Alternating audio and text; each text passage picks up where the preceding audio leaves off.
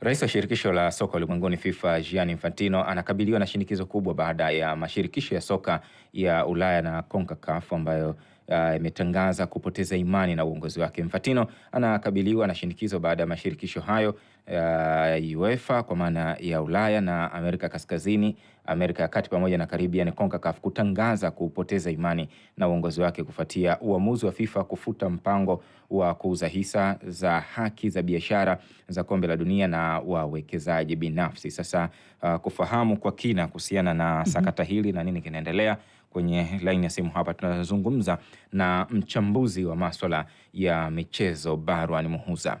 Sawa, karibu sana Barwan, na kama unatupata moja kwa moja tuanze kwa kufahamu nini kwa sasa kinachoendelea FIFA. Karibu.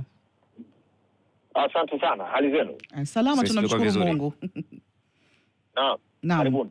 Sawa, tunataka kufahamu ama msikilizaji anatamani sana kujua nini hasa kinachoendelea kwa sasa hivi FIFA. Kwa sasa ni pressure ikisukumwa kwa rais wake Gianni Infantino ambaye amebanwa baada ya kuondosha ule mpango wake wa kubinafsisha sehemu kiasi asilimia kama 12 mpaka 21 ya FIFA, na hasa michuano ya kombe la dunia ambayo alikuwa kuna uelekeo kwamba kubinafsisha shughuli hizo ili zifanywe pia na taasisi binafsi.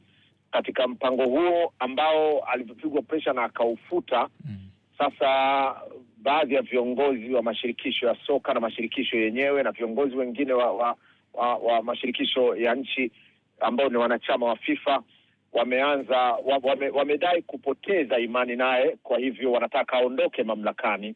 Sasa kuna namna mbili, ama aondoke sasa ama asigombee urais ambao mwisho wa nominees ama watu kujitokeza na kugombea itakuwa ni Novemba 18 mwaka huu, na uchaguzi ni Machi mwaka 2027 pale Morocco.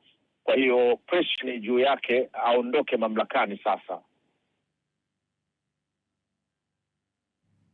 Sawa, kamarada, tunafahamu kwamba mchakato huu umekuwa ukigonga vichwa mbalimbali vya habari ulimwenguni, lakini bado kama ulivyosema kumekuwa kuna pressure kwa upande wa Infantino mwenyewe.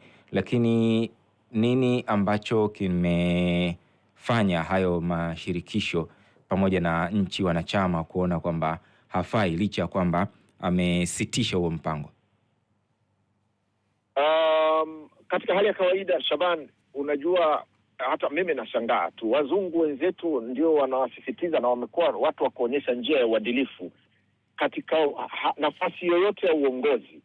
Ukiwa wewe ni kiongozi halafu ukaleta mpango wako ukaonekana ni mpango haramu, yani ukapingwa kwa sababu ni mpango haramu, una ajenda ya siri, ni njama, ni jambo baya katika hatima ya hilo taasisi ama nchi ama kitu kingine chochote, na ukikubaliana na mawazo yao kwamba hili jambo lilikuwa baya na ulikuwa umelileta wewe, unapaswa kuondoka kwenye hiyo nafasi. Katika hali ya kawaida ni hivyo.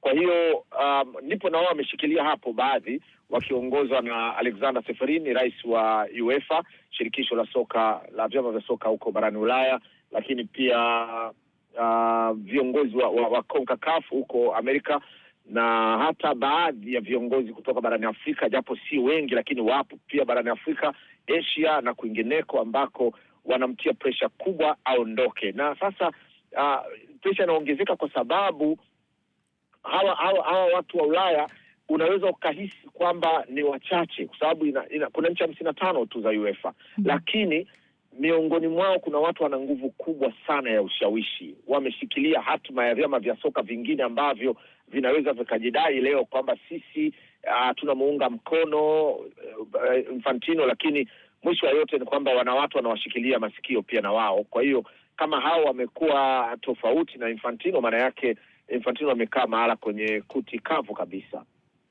Sawa, na vipi kwa tunafahamu kwamba alishatia nia ya kugombea katika uchaguzi ujao wa mwezi Machi utakaofanyika Rabat, Morocco. Sakata hili litakwenda kuathiri kwa namna gani? Kwa sababu tumeona kuna baadhi ya nchi wanachama wameanza kujiondoa. Tumepata taarifa hivi karibuni kwamba Serbia, England pamoja na Wales wamejitoa kumuunga mkono katika mchakato huo. Itaathiri kwa kiasi gani nafasi yake ya kuchaguliwa tena kuwa rais wa FIFA?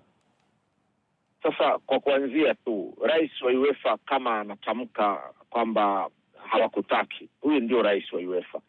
Sasa na haya mashirikisho ya nchi, chama vya soka kimoja kimoja, England wametoa maelezo yao punde tu. Wales, ndugu zao na England, hao wametoa taarifa yao. Na wengine wataendelea kutoa hizo taarifa, Serbia kama walivyoeleza, na wengine wengi. Yani hayo ndio mapigo yenyewe, kwa sababu athari yeye kuomba kuendelea ni jambo moja, lakini unajua anaendelea ni kwa kipindi kingine. Ameisha kuwa pale kwa tangu mwaka 2016, ni muda mrefu, mpaka sasa ni miaka 10 amekaa mamlakani, na bado anataka nyongeza ya miaka mingine.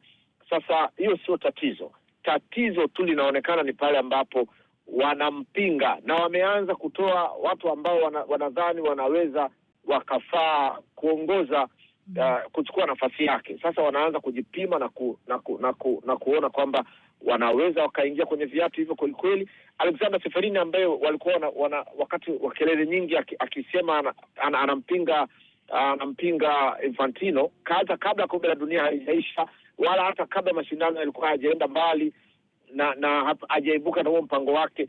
Seferini alikuwa wa kwanza kujua kuna njama ya hilo jambo, na akaanza kumshambulia mapema sana. Kwa hiyo hakuna uhusiano mzuri baina yake yeye na wapiga kura. Kitu kimoja kinaweza kuleta nafuu kwa mbali sana. Nasema kwa mbali ni kwa sababu hakutokuwa na uhalisia, kwa sababu japokuwa ni namba zinasema hivyo. Kura zinapigwa na chama kimoja kimoja, wale ambao ni wanachama 211. Haijalishi ni nchi kubwa, ni kanchi kadogo, ni mwanachama wa juzi ama wa jana, ama mwingine ni mwanzilishi wa FIFA, wote wana hadhi moja kwenye kupiga kura za kumchagua rais wa FIFA. Lakini ndio kuna baadhi ambao wameshasema wazi kwamba wao hawatompigia kura. Hawa wote hawajafika 100 bado. Angalau kuchukua nusu ya idadi. Lakini kuna sehemu kubwa ya bara la Afrika na Asia, wao wanaonyesha dalili za kumuunga mkono, japokuwa miongoni mwao ni zile tu za kusema tuko pamoja. Wakati wa kupiga kura kutatokea mauzauza pale. Kuna watu muunga mkono, sababu kura haiwi ya kunyoosha mkono, ni asiri ya kwenye ballot. Sasa hizi kura za namna hii zina mashinikizo.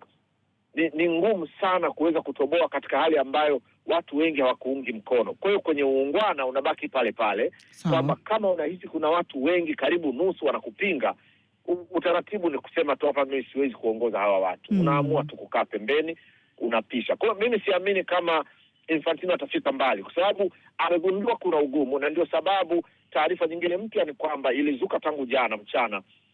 Infantino anahangaika kumtafuta rafiki yake wa karibuni hapa. Huyo ni rais wa Marekani Donald Trump, ambaye maelezo yalivyo ni kwamba amemfungia vioo.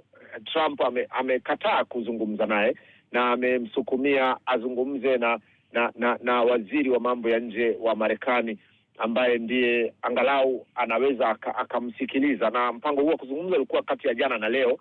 Sijapekua kujua labda pengine mazungumzo yamefanyika, lakini mazungumzo yalikuwa ni jana ama leo. Na wakizungumza, lengo kubwa ni kwamba wamsaidie kujua namna gani watamwokoa ili aendelee kuwa rais wa FIFA katika kipindi kingine, na bila shaka kitakuwa ni cha mwisho. Sasa Trump kwa nini kakataa? Trump amekataa kuonana naye kwa sababu Trump mara zote anasema yeye hawezi kuwa upande wa watu wenye kushindwa. Ila tu kwenye timu ya taifa ya Marekani hana namna yatajiondoa kwa sababu ni ya kwake. Lakini kama anakupambania, ukiwa mtu dhaifu utashindwa, anajitoa na anakuambia hata support yangu sikupi tena. Kwa hiyo amemuona Trump Infantino kama mtu aliyeshindwa. Lakini kwa nini anamuona aliyeshindwa? Ni kwa sababu alikubali kuachia mradi ambao ulikuwa na manufaa kwa Trump. Kwa nini una manufaa kwa Trump? Ni kwa sababu hii deal ambayo ilikuwa imetangazwa na Infantino kwamba wanataka kuanzisha hiyo project ya kubinafsisha. Naam. Huu mradi, kampuni ambayo ilikuwa na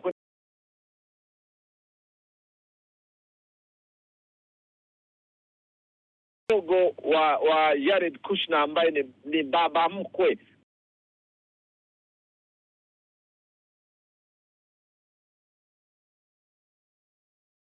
na Trump akamfanya Kushner kuwa mshauri wake mkubwa wa masuala ya migogoro ya, nafahamu ninyi wa Morning Express mnafahamu haya mambo, masuala ya Mashariki ya Kati, kwenye migogoro ya Mashariki ya Kati huko baina ya Waisraeli wa Palestina, Lebanon na wengine. na hata kwa Warusi na Iran amejaribu kuingia kuona namna ya kupatanisha. Huyu ni mkwe wake kabisa, kama vile mimi na mkwe wangu. Sasa mdogo wake ndiye ambaye kampuni yake ilikuwa inaingia kwenye hii deal. Sasa utaona kiasi gani Trump amekerwa na kitendo cha kumuona kama Infantino amekuwa dhaifu. Alikubali vipi kirahisi kudrop hiyo project. Lakini pengine amesahau mwenzie alikuwa kwenye kikaango kichungu sana huko akitamani hiyo FIFA. Kwa hiyo hayo ndio ambayo yanaendelea, na hali kwa kweli ni ngumu sana kwake. Hali ni ngumu na heka, kila mmoja anatamani kujua mwisho wake utakuwa ni nini. Tupitishe kwa dakika chache tu kama rada. Ni alikuwa ni kiongozi wa namna gani na ilikuwaje akaingia kwenye masuala ya soka? Infantino ni Mtaliano Swiss. Yeye wazazi wake walihama kutoka Italia wakaenda Swiss, na huko ndiko alikozaliwa yeye, na akaendelea na maisha yake. Utaona hata majina yake ni ya Kitaliano hivi. Gianni, hiyo ni Giovanni. Hilo jina lile Gianni ni jina lake kwa kifupi tu ambalo limezoeleka, lakini anaitwa Giovanni, ni Giovanni Infantino. Sasa kwa hakika anaona kama ana umbo la kuzeeka haraka kuliko mimi. Ananizidi miaka miwili tu bana. Infantino ana miaka 56. Amezaliwa mwaka 70 tu, lakini nikimwona nilikuwa na mtu mzima sana.